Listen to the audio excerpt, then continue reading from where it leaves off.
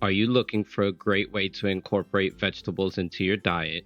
Then look no further than this creamy, cheesy prawn rice with mixed veg. This is an amazing way to get all the vitamins, nutrients, and minerals from vegetables without any of the nasty flavor. It's creamy, it's cheesy, it has prawns in it. What an amazing dish. Let's get into it.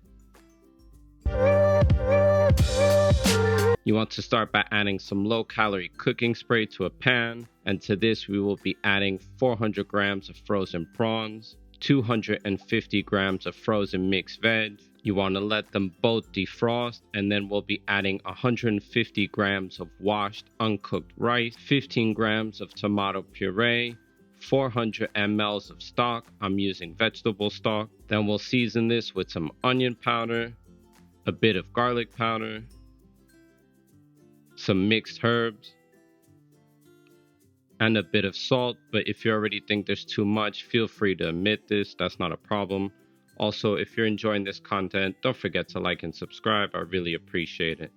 You now want to mix everything to make sure that all the flavors get properly incorporated and make sure that all the rice is covered in water. And then you want to let that simmer for about 17 to 20 minutes. You now want to run a wooden spoon through your food or whatever utensil you have to make sure there's no water left at the bottom of the pan. Also give it a good mix to prevent any of the rice from sticking and overcooking. To this, you now want to add 165 grams of light cream cheese. I'm using Philadelphia 3% since it's lower in calories and higher in protein.